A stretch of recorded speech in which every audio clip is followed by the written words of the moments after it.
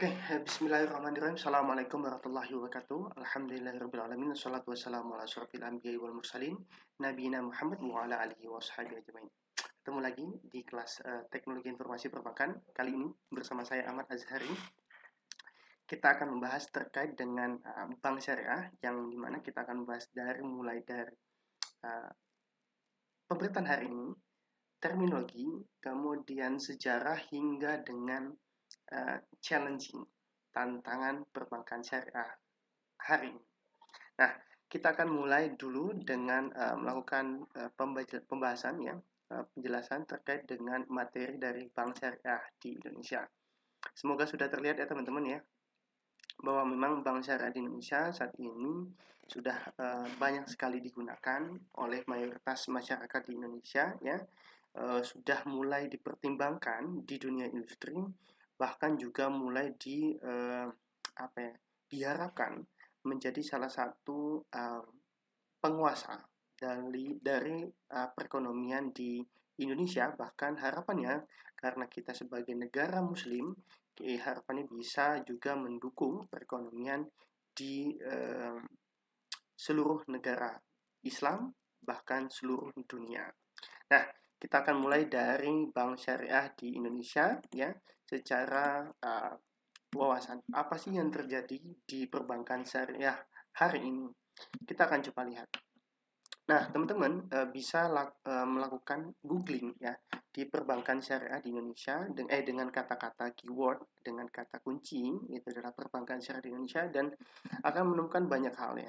Akan banyak menemukan list terkait dengan perbankan atau aktivitas perbankan ataupun pemberitaan terkait dengan perbankan syariah yang terjadi di Indonesia hari ini. Nah, salah satu yang besar adalah ketika kita mendapatkan kabar baik ya, ketika di awal tahun, di awal Februari 2021, Bank Syariah ya, terutama Bank BRI Syariah, Bank Syariah Mandiri, BNI Syariah sudah melakukan penggabungan alias merger di menjadi Bank Syariah Indonesia. Nah, ini bukan saja menjadi salah satu berita baik ya, karena memang harapannya dari hadirnya Bank Syariah Indonesia ini juga turut mendukung ya perekonomian di Indonesia, terkait dengan perekonomian syariah di Indonesia ya, yang bisa mendanai industri ya yang memang sudah bergerak secara syariah, maupun UMKM ataupun unit-unit usaha yang berbasis dengan syariah. Nah, kalau kita lihat ya secara definisi ya, mungkin Bank Syariah Indonesia ini ya, teman-teman bisa lihat di sini di Wikipedia ya, lembaga perbankan yang memang menggabungkan beberapa perusahaan BUMN ya di bidang perbankan. Nah, lebih detailnya seperti ini ya. Di sini terlihat total asetnya 240 triliun dengan pembagian pemegang sahamnya itu adalah 51,2% adalah Bank Mandiri. Lalu di situ juga ada BNI 25% dan BRI 17,4%, dilanjutkan dengan DPLK, BRI Saham Syariah 2% dan Publik 4,4%. Banyak juga ya publiknya. Jumlah aset yang dikelola adalah 214,6 triliun dengan modal intinya adalah 20,4 triliun. Nah, ya kita lihat ya segmen pasarnya apa saja sih. Tentu saja ya di sini bisa kita lihat segmen pasarnya retail, tentu saja keperluan ibadah haji, umroh, zakat, infak, sedekah, wakaf, kemudian produk berbasis emas ya, produk layanan maksudnya, kemudian pendidikan, kesehatan, remitansi internasional, layanan dan solusi keuangan lainnya. Kemudian kedua adalah segmen lainnya adalah korporasi dan wholesale, sektor industri yang belum terpenetrasi maksimal oleh perbankan syariah, dan pembiayaan proyek infrastruktur. Yang terakhir ini menarik adalah UMKM ya, unit mikro ya, yang kegiatan masyarakat yang berbasis pada basis bisnis mikro. Nah, ini sangat menarik ketika memang disupport oleh beberapa jaringan layanan, itu adalah 1.200 kantor cabang, 1.700 jaringan ATM, 20.000 lebih karyawan di seluruh Indonesia. Nah, hal ini ya menjadi berita baik di samping berita-berita yang memang kita kumpulkan ya pada saat ini, ketika kita melihat beberapa harapan pemerintah, beberapa harapan politik ya, politisi, kemudian harapan dari masyarakat terutama pengguna ya, eh, bank syariah ini menjadi pendorong, ya, salah satu pendorong, kemudian salah satu motivasi untuk bisa mengembangkan perbankan, keuangan finansial syariah yang lebih baik. Terlihat dari berita di Liputan 6 ya, Wapres Ma'ruf ya meminta lembaga keuangan syariah bisa lebih adaptif di era digital. Ya, memang kita tidak menampik kemungkinan karena memang dunia semakin berkembang, era digitalisasi semakin tampak ya, persaingan secara digital juga semakin nyata, sehingga kita perlu adaptif ya terhadap kehadiran teknologi-teknologi yang nantinya menjadi salah satu partner tools, alat penunjang untuk bisa mengembangkan perekonomian di perbankan syariah. Kemudian kehadiran BSI tidak menimbulkan praktik monopoli. Ya, kehadirannya tentu saja tidak, karena memang ada beberapa orang ya, ya kita sebut saja oknum ya, beberapa oknum yang memang mengkhawatirkan dengan kehadiran BSI ini justru akan membuat satu monopoli ya, keuangan sendiri yang tidak bisa ditembus, yang tidak bisa diikuti oleh beberapa orang yang notabene non-Islam. Oke, kemudian kita lihat lagi yang kedua adalah dari Kompas ya. Kompas ini ya, BSI diharapkan BSI meraih penghargaan ya, Bank Terbaik Bisnis Indonesia di sektor bank syariah. Wah, berita baik sekali ya. Kemudian beberapa strategi BSI ya yang sudah dibuat untuk memaksimalkan potensi bisnis pada sektor bank digital. Kemudian juga ya di sini ada berita baru, Tuan Guru Bajang diangkat menjadi salah satu wakomut ya, wakil komisaris utama di BSI. Nah, ini menjadi menarik ya, ketika memang kita tidak saja mendapatkan kepastian secara landasan hukum, tapi juga orang-orang yang terlibat di dalamnya juga merupakan orang-orang yang bergerak aktif ya ataupun memiliki pemahaman secara syariah lebih dalam, lebih expert. Kemudian Indonesia bakal punya uang elektronik syariah. Ya, betul ya. Harapan itu tentu saja ya, tidak hanya penggunaan teknologi, penguasaan teknologi layanan saja, tetapi juga bisa memberikan inovasi terkait dengan kebutuhan di pasar. Uang elektronik syariah yang tadinya memang digunakan, ya banyak digunakan oleh beberapa bank-bank konvensional saat ini, ya harapannya memang sudah bisa diikuti juga dengan kehadiran uang elektronik yang berbasis syariah. Ya, beberapa electronic money ya, seperti link aja itu juga sudah bergeser pada industri institusi syariah, yaitu adalah link aja syariah, dan beberapa mungkin yang lain juga mulai bergerak untuk menghadirkan beberapa produk-produk yang berbasis syariah. Ya, mobile banking bank syariah di Indonesia melesat 98% ya di tengah pandemik ya, merupakan berita yang sangat baik. Dan kemudian juga dilihat di sini adanya mimpi ya, Indonesia memiliki bank syariah raksasa. Raksasa ini mungkin harapannya tidak hanya di Indonesia, tetapi juga harapannya bisa mencakupi seluruh negara dengan penduduk Muslim ya.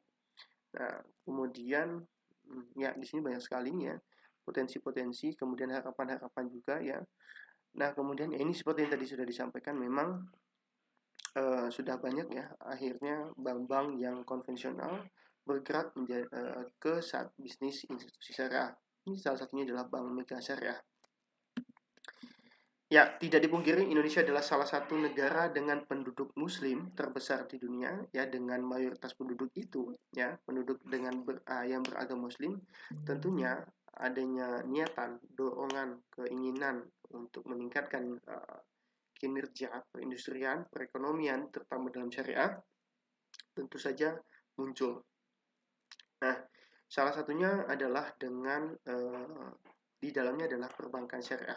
Nah, perbankan syariah ini harapannya adalah bisa mendorong perekonomian syariah, mendorong peningkatan kinerja industri syariah, dan membantu secara umum ya ekonomi-ekonomi ya industri-industri ya, usaha-usaha yang bergerak pada bidang syariah. Nah, maka tidak heran jika belakangan ini banyak bank konvensional yang mulai memperlebar sayap bisnisnya ke institusi syariah ataupun unit usaha syariah. Nah, seperti tadi sudah disampaikan ya, mungkin salah satunya Bank Mega Syariah dulu adalah Bank Syariah Mandiri, kemudian ada BNI Syariah, kemudian ada BRI Syariah.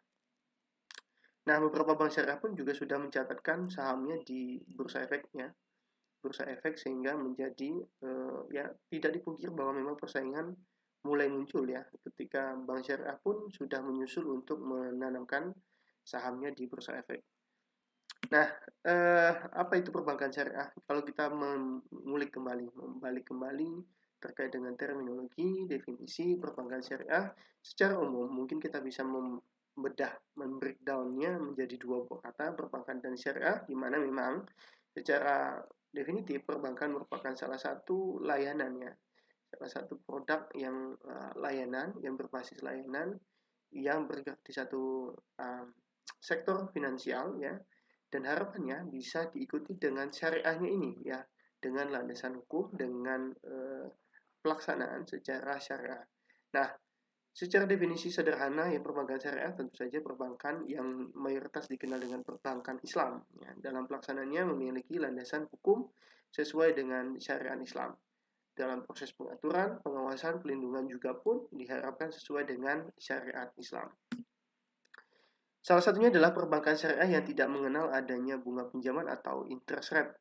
Nah, kalau secara hukum ya sudah diatur di Undang-Undang Nomor 21 Tahun 2008 terkait dengan perbankan syariah. Bank syariah merupakan bank yang menjalankan kegiatan usaha berdasarkan prinsip syariah atau prinsip hukum Islam yang diatur dalam Fatwa Majelis Ulama Indonesia. Seperti prinsip keadilan dan keseimbangan, adil wa tawazun, kemudian kemaslahatan, maslahah, universalisme alamiah ya, kemudian serta tidak mengandung gharar, maisir, riba, zolim, dan objek yang haram. Nah, tentu saja prinsip-prinsip hukum Islam ini memiliki parameter ukur yang sudah diatur dalam Fatwa Majelis Ulama Indonesia. Selain itu, Undang-Undang Perbankan Syariah juga mengamanahkan bank syariah untuk bisa menjalankan fungsi sosial dengan menjalankan fungsinya seperti lembaga Baitul Mal,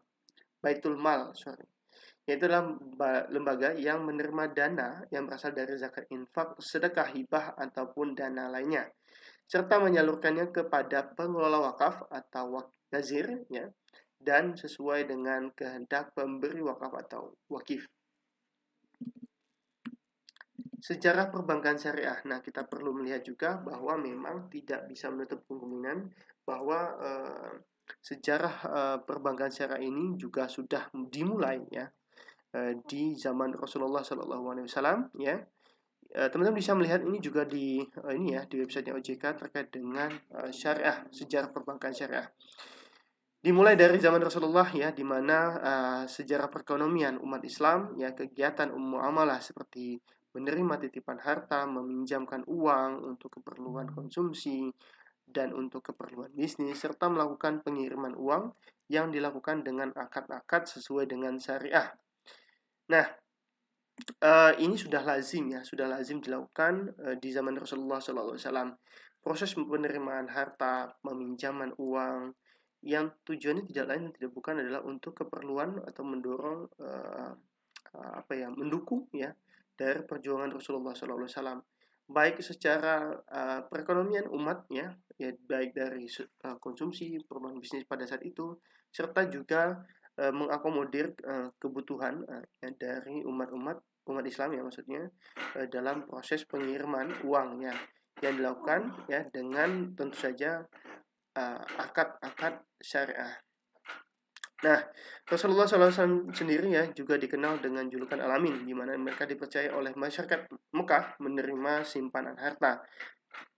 Bahkan hingga pada saat terakhir sebelum Rasulullah ya melakukan hijrahnya ke Madinah, ia bahkan meminta Ali bin Abi Thalib radhiyallahu anhu untuk mengembalikan seluruh titipan kepada para pemiliknya. Nah, kemudian praktek ini dilanjutkan ada zaman sahabat ya. Seorang sahabat Rasulullah SAW, Zubair bin Al-Awam radhiyallahu an, memilih tidak menerima titipan ya, tetapi ia lebih suka menerimanya dalam bentuk pinjaman. Nah, tindakan Zubair ini menjadi salah satu cikal bakal implikasi ya, menjadi cikal bakal ya terkait dengan pinjaman, hadirnya sebuah pinjaman. Implikasi dari perbuatan, aktivitas yang dilakukan atau tindakan yang dilakukan oleh Zubair ini menjadi sesuatu yang menarik ya, ketika bahwa Zubair tidak menerimanya dalam bentuk titipan harta, tetapi lebih menerimanya dalam bentuk pinjaman. Karena memang diyakini bahwa memang ketika kita meminjam, maka kita akan melakukan pengembalian uang, eh, pengembalian uang modal itu secara utuh. Kemudian juga hasil pemanfaatannya itu dapat diberikan secara adil ya dari keuntungannya. Sehingga ya implikasi ini menjadi salah satu cikal bakal munculnya hadirnya istilah pinjaman. Dengan mengambil uang itu sebagai pinjaman, ia memiliki hak untuk memanfaatkannya. Ya, akadnya seperti itu ya. Dengan mengambil uang itu sebagai bentuk pinjaman, ia memiliki hak untuk memanfaatkannya. Kedua, karena bentuknya pinjaman juga, maka ia berkewajiban untuk mengembalikannya secara utuh. Seperti tadi sudah disampaikan bahwa implikasi si Zubair ini menjadi salah satu praktek ya syariah yang pertama kali dilakukan ya, serta memberikan keuntungan bagi si atau kepastian keuntungan bagi si peminjam ya. Nah, kemudian dalam riwayat lain disebutkan Ibnu Abbas radhiyallahu an ya juga pernah melakukan pengiriman barang ke Kufah. Nah, pengiriman barang ini ya merupakan salah satu istilahnya aktivitas yang dicatat sebagai aktivitas perbankan syariah ya, yang tentu saja dalam prakteknya ya Ibnu Abbas radhiyallahu an mengedepankan prinsip kepercayaan ya. Nah, dalam proses pengiriman barang ke Kufah, seorang pengirim ya tentu saja mempercayakan hartanya untuk bisa dibawa ya, bahwa bisa disampaikan kepada tujuannya ya dengan baik dan selamat. Nah, dan dilanjutkan dengan Abdullah bin Zubair radhiyallahu an melakukan pengiriman uang juga ya dari Makkah ke adiknya Mish'ab bin Zubair radhiyallahu an yang tinggal di Irak ya. Nah, praktek-praktek ini menjadi salah satu cikal bakal yang terjadi di zaman sahabat radhiyallahu an. Praktek perbankan ini juga dilanjutkan pada zaman Bani Umayyah dan Bani Abbasiyah. Nah, di zaman Bani Abbasiyah terdapat ketiga fungsi perbankan yang dilakukan oleh satu orang individu yang disebut dengan bankir, yakni fungsi untuk menerima deposit, fungsi menyalurkan, dan juga fungsi mentransferkan uang. Pada zaman ini ya perbankan mulai berkembang, bahkan ya pesat ya ketika beredar banyak jenis mata uang ya pada zaman itu. Aktivitas ekonomi ya merupakan pada zaman itu aktivitas ekonomi yang mulai banyak ya munculnya jenis mata uang merupakan cikal bakal dari apa yang kita akan kenal saat ini adalah dengan istilah money changer ataupun munculnya sebuah lembaga untuk penukaran uang atau aktivitas untuk penukaran uang. Kemajuan praktik perbankan pada zaman itu ditandai dengan hadirnya juga sebuah teknologi ya. Kita secara tidak langsung menghadirkan bahwa teknologi itu tidak hanya dengan menggunakan digitalisasi komputer, tetapi juga menggunakan teknik-teknis, cara-cara yang dapat memudahkan aktivitas. Nah, pada zaman itu ditandai dengan adanya hadirnya sak atau cek sebagai media pembayaran. Nah, ini salah satu teknologi yang muncul pada zaman perbankan di zaman Bani Umayyah dan Bani Abbasiyah. Dalam hal terakhir ini ya, terkait dengan cek ini ya, uang dapat ditransfer dari satu negeri ke negeri lain tanpa memindahkan fisik uangnya. Jadi lebih memastikan keamanan ya dari proses pengiriman, juga memastikan keamanan ketika di dalam perjalanan, karena memang pada zaman itu ya rawan terjadinya kejahatan di mana orang bisa saja dihadang ya, kemudian diambil hartanya serta dirampas untuk pemilikan hartanya.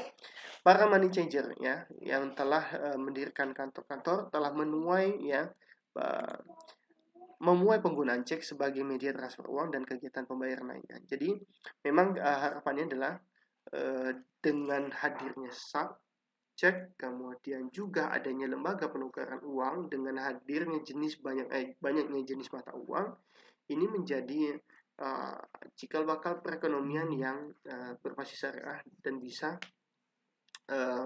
memunculkan ya bahwa teknologi cek ya di sini ya, teknologi cek yang hadir di zaman Bani Abbasiyah ini menjadi salah satu apa ya, jadi alat yang dapat bisa mendorong kegiatan ekonomi di syariah sendiri sebagai media pentransferan uang dan juga kegiatan pembayaran lainnya. Oke. Praktik perbankan di Eropa. Nah, kegiatan yang dilakukan perorangan pada zaman Abbasiyah dan Umayyah dilakukan oleh institusi yang dikenal oleh bank. Persoalan mulai timbul ketika ya pada zaman itu muncul transaksi menggunakan bunga.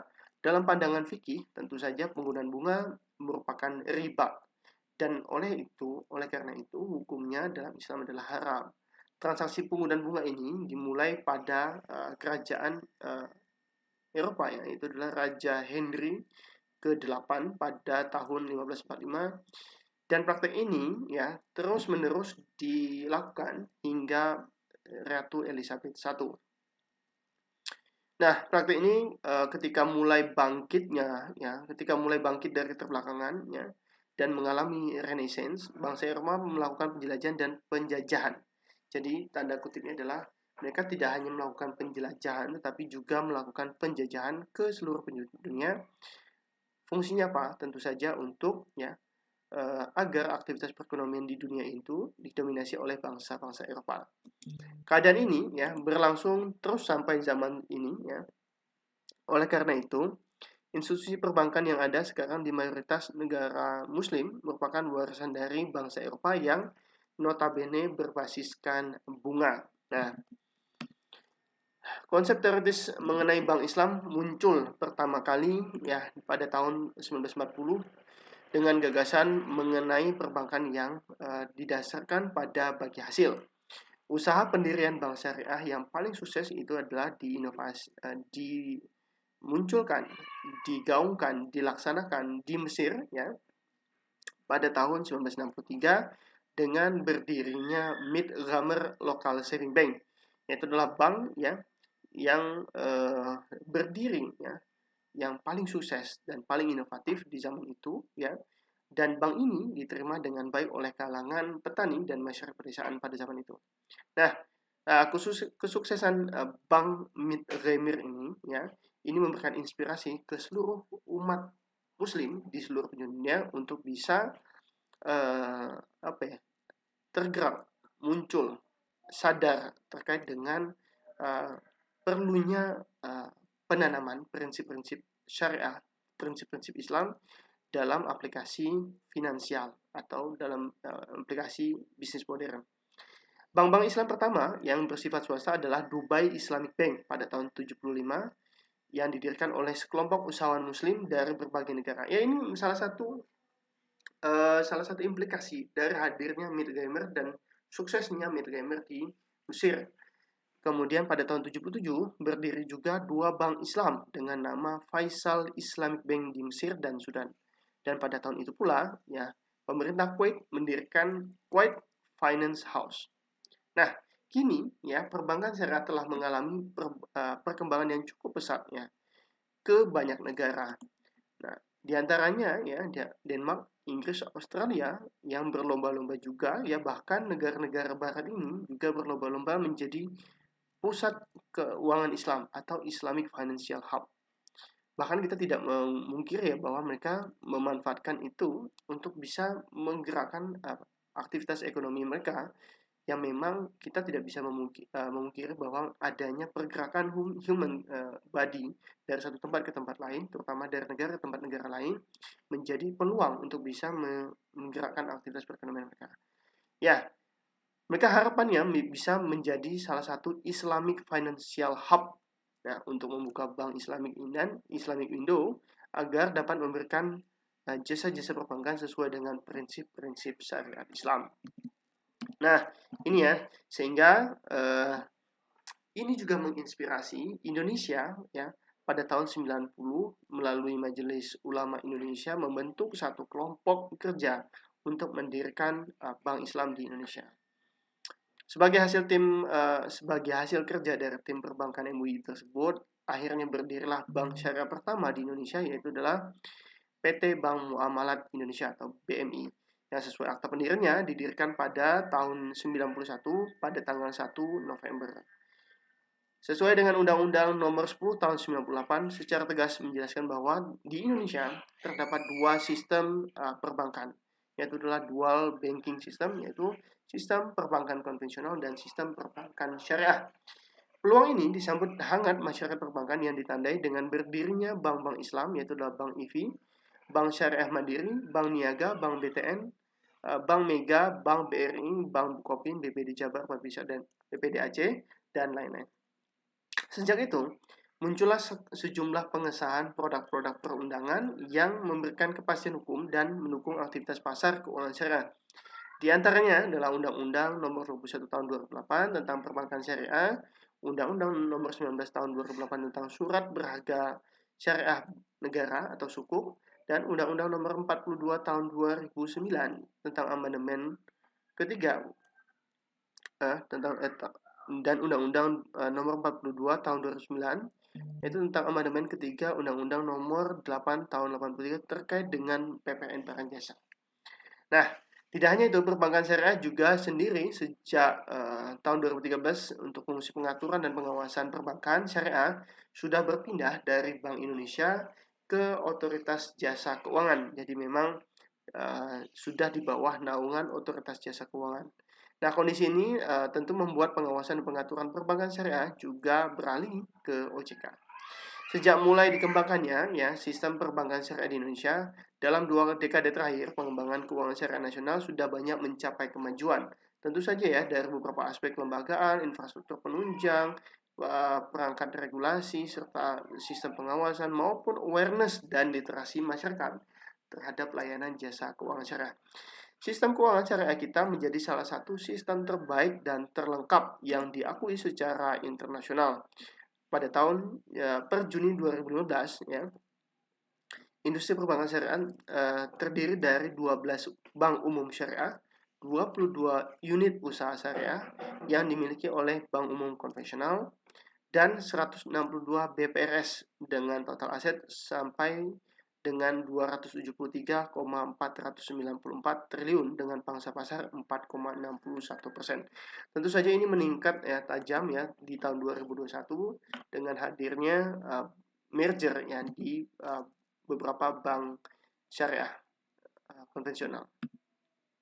Sehingga dalam operasionalnya perbankan syariah menerapkan sistem bagi hasil atau nisbah, di mana prosesnya sama-sama diketahui oleh peminjam dan dan pemodal ya, dan disetujui juga oleh pihak bank maupun pihak nasabah pada saat melakukan akad atau perjanjian yang juga ditandatangani. Sehingga sistem ini ya memunculkan ya bahwa prinsip syariah sudah mulai dilakukan ya, mulai digerakkan di perekonomian Indonesia. Sistem bagi hasil yang dilakukan bank syariah adalah dengan cara profit sharing ya. Berbeda dengan bunga ya. Yang ini adalah membagi keuntungan bersih dari usaha atau investasi yang sudah dijalankan. Akad yang diterapkan oleh bank syariah terdiri dari 3 macam, mudharabah, musyarakah, dan murabahah. Apa itu? Kita akan membahas secara umum ya. Pertama, akad mudharabah adalah akad kerjasama ya, usaha antara nasabah dan bank, di mana nasabah memberikan modal usaha ya, kemudian nasabah memberikan modal usaha ya sebagai pemodal, kemudian bank menjadi pihak penyelenggara yang melakukan usaha itu. Jadi seperti sahabat Rasulullah tadi ya, dia melakukan peminjaman dan dia berhak melakukan aktivitas dengan pinjaman tersebut, memiliki hak untuk melakukan pinjaman tersebut. Dan ini dilakukan dengan prinsip akad mudharabah kalau saat ini, di mana pemodal ya itu adalah nasabah dan melakukan yang menyelenggarakan kegiatan usaha itu adalah perbankan. Dengan ketentuan jika kerugian dilakukan oleh nasabah, maka akan ditanggung oleh nasabah itu sendiri. Sedangkan jika bank melakukan kesalahan, maka yang bertanggung jawab adalah pihak bank. Akad mudharabah ini biasanya dilakukan dalam deposito syariah. Nah, yang kedua adalah akad musyarakah, yaitu dalam perjanjian kerjasama antara dua pihak atau lebih untuk usaha tertentu. Nah, baik bank maupun pihak yang terlibat sama-sama mengeluarkan modal dengan nilai yang sama dan juga menanggung risiko secara bersama-sama. Dan nantinya bank syariah juga akan mendapatkan pembagian keuntungan sesuai dengan kesepakatan yang ditentukan di awal. Di sisi lain, bank syariah juga memiliki kemungkinan rugi ya bila kerjasama usaha itu gagal. Kemudian yang ketiga adalah kegiatan yang ketiga adalah akad murabaha, yaitu adalah akad kerjasama yang didasarkan pada aktivitas jual beli barang yang tambahan keuntungannya untuk bank syariah yang disepakati oleh kedua belah pihak. Dan akad ini seringkali digunakan untuk perjanjian produk kredit pembelian rumah atau KPR, properti, tanah, kemudian kendaraan, bermotor, tempat usaha, maupun yang lain. Nah, apa sih sebenarnya secara umum ya perbedaan antara bank syariah dan bank konvensional? Teman-teman bisa melihat di tabel ini, di mana bahwa bank syariah dan bank konvensional secara umum ya, bahwa mereka hanya melakukan investasi yang halal menurut hukum Islam.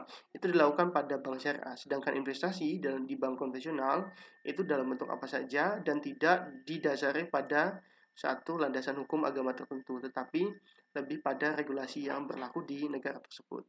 Kemudian prinsip bagi hasil jual beli ataupun sewa. Nah, itu dilakukan bank syariah. Jadi prinsip-prinsipnya bagi hasil jual beli maupun sewa. Sedangkan di bank konvensional itu berlaku prinsip suku bunga ya. Kemudian yang ketiga adalah orientasi pada keuntungan dan falah ya, kebahagiaan dunia dan akhirat sesuai dengan ajaran Islam itu dilakukan di bank syariah, sedangkan di bank konvensional berorientasi pada bunga ya. Tentu saja ini adalah warisan dari kerajaan-kerajaan zaman Eropa. Hubungan dengan nasabah disebut dalam bentuk kemitraan, itu dilakukan pada bank syariah, sedangkan pada bank konvensional hubungan dengan nasabah dalam bentuk kreditur debitur. Kemudian pada bank syariah itu penghimpunan dan penyaluran dana sesuai fatwa Dewan Pengawas Syariah, sedangkan di bank konvensional penghimpunan dan penyaluran dana tidak diatur oleh dewan sejenis. Nah, itu adalah salah satu ya perbedaan ya bank syariah dan bank konvensional, serta beberapa penjelasan terkait dengan awal munculnya bank syariah dan prinsip-prinsip syariah di perekonomian. Nah, kita kembali lagi ya. Bank Muamalat ya menjadi bank pertama di Indonesia dan mampu melewati masa krisis ekonomi tahun 98. Nah, ini fakta menariknya. Fakta perbankan syariah di Indonesia yang muncul ya hasil dorongan keinginan dari tim kerja Majelis Ulama Indonesia menghasilkan bank syariah pertama ini, dan dia berhasil mencatatkan rekornya dalam melewati masa-masa krisis di ekonomi tahun 98. Ya, harapannya tentu saja ini menjadi salah satu usaha yang baik, menjadi salah satu dorongan ya untuk bisa atau menjadi salah inspirasi oleh bank-bank syariah lainnya di Indonesia untuk bisa melewati masa-masa krisis, terutama pada masa-masa krisis pandemi saat ini. Tentu saja yang tidak diharapkan terjadi, tetapi memungkinkan terjadi kembali. Ya. Nah, masa-masa krisis ekonomi mungkin bisa menjadi salah satu motivasi, inspirasi untuk bisa ataupun strategi yang dilakukan oleh Bank Muamalat dalam melewati krisis ekonomi tahun 98. Tentu kebalnya bank syariah terhadap krisis membuat banyak orang heran mengapa bank syariah mampu bertahan di era krisis itu, namun di waktu bersamaan justru banyak bank konvensional yang mengalami kejatuhan. Sejak saat itulah akhirnya mulai muncul ya permunculan bank syariah lainnya, seperti Bank Syariah Mandiri yang menjadi bank syariah kedua di Indonesia sebelum bergabung ya menjadi Bank Syariah Indonesia, yang merupakan gabungan dari beberapa bank yang dimiliki BUMN. Nah, ini saja sudah menjadi gabungan dan ini digabung kembali. Yang kebetulan yang terkena dampak krisis pada saat itu. Nah, kita bicara terkait dengan prospek bank syariah, ya, prospek bank syariah di Indonesia. Kita lihat ya penetrasi perbankan syariah di beberapa negara. Ini tahun 2018 ya, data di Indonesia penetrasinya di 5,3%, Bangladesh 14,8%, kemudian Pakistan 11,4%, lalu Turki 5,6%, dan Malaysia 27%. Nah, di tahun 2021 ini catatannya itu meningkat, di mana Indonesia naik dari 5,3 menjadi 6,51%. Malaysia juga meningkat dari 27 menjadi 29%. Kemudian urutan lainnya adalah Uni Emirat Arab, itu 24%, kemudian Qatar 27%, Malaysia 29%, ya. Kuwait 49%, Brunei 57%, ya. Dan yang tertinggi adalah Arab Saudi, itu adalah 65%. Nah, market share pembiayaan kredit perbankan syariah juga meningkat, ya. Dan ini dilaporkan oleh OJK, ya, oleh Direktur Pengaturan dan Perizinan Perbankan Syariah OJK, Pak Deden, ya, mengatakan bahwa market share perbankan di akhir tahun lalu 2020 maksudnya itu adalah sudah naik 6,51% dan terus meningkat naik menjadi 6,55% di awal tahun 2021. Pembiayaan yang akhir tahun lalu tercatat naik 8,08%, naik menjadi 8,71% di awal tahun ini. Nah, prospek Bank Indonesia, tantangannya masih banyak orang yang menilai sistem bagi hasil yang dijalankan oleh Bank Syariah ini sangat riskan, ya, mengingat risiko yang ditanggung cukup besar. Nah, belum lagi mempertimbangkan dampak dari inflasi yang cenderung tidak stabil dan hadirnya juga kondisi-kondisi pandemik saat ini. Semakin banyak bank konvensional juga menjadi tantangan, ya, yang ya karena mereka mengembangkan sayapnya ke bisnis institusi syariah, sehingga ini menjadi salah satu tantangan untuk bank syariah, ya, mampu bisa bertahan, bersaing, bahkan bisa mengungguli bank-bank konvensional yang secara tidak langsung, ya, mengembangkan bisnisnya ke institusi syariah. Bank syariah belum mampu mendominasi pasar seperti halnya bank konvensional. Nah, dan yang terakhir adalah hingga saat ini tercatat baru ada 3 perbankan syariah yang mencatatkan sahamnya di Bursa Efek Indonesia.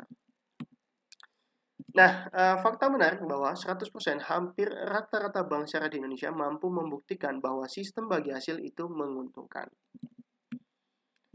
Nah, dukungan-dukungan dari hadirnya bank syariah tentu saja muncul dari Bank Indonesia, ya, itu dalam memproseskan bahwa perbankan syariah itu akan mengalami peningkatan pangsa pasar di sekitar tahun 2023. Rencana BI yang dalam waktu dekat juga akan menerbitkan instrumen, saya yakin ini sudah muncul, terkait dengan surat berharga syariah negara atau sukuk Bank Indonesia yang bisa dijadikan alternatif pembiayaan di pasar keuangan syariah.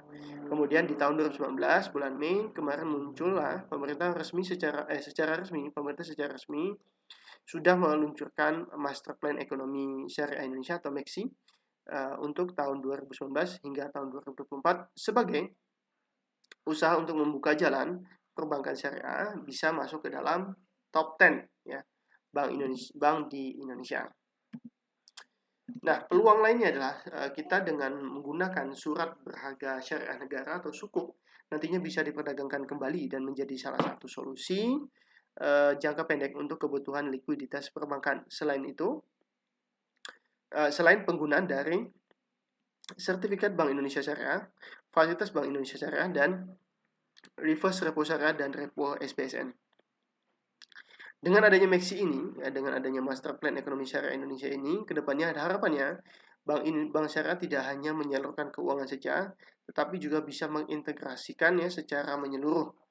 Nah, yang selanjutnya adalah 4 langkah yang bisa dijadikan dan bisa dilakukan oleh perbankan syariah untuk memulai, yaitu dengan menguatkan halal value change dengan fokus pada sektor yang dinilai potensial dan berdaya saing tinggi. Kemudian yang kedua adalah penguatan sektor keuangan syariah dengan rencana induk yang sudah dibuat yang sudah terdapat dalam Master Plan Arsitektur Keuangan Syariah Indonesia atau MAKSI. Kemudian yang ketiga adalah penguatan sektor UMKM sebagai penggerak utama halal value chain. Dan yang terakhir adalah penguatan di bidang ekonomi digital, terutama di perdagangan dan juga keuangan. Nah, sehingga dapat disimpulkan bahwa perbankan syariah memiliki perspektif yang cukup positif. Nah, sehingga teman-teman ya bisa menyimpulkan, dapat menggaris bawah, dapat melihat ya bahwa memang perkembangan ya terkait dengan bank syariah di Indonesia ini sangat-sangat positif. Dan kita ya mencoba menarik kesimpulan bahwa memang bank syariah ini memiliki satu harapan, satu dorongan, satu keinginan di mana memang perekonomian yang berlandaskan pada hukum-hukum syariah itu mulai bisa dikembangkan lebih jauh dan bisa diterapkan teknologi yang dapat mendukung peningkatan dari proses kegiatan yang ada di bank syariah di Indonesia. Begitu saja untuk materi kali ini. Terima kasih atas perhatiannya. Kita jumpa di materi selanjutnya. Terima kasih atas perhatian dan saya ucapkan assalamualaikum warahmatullahi wabarakatuh.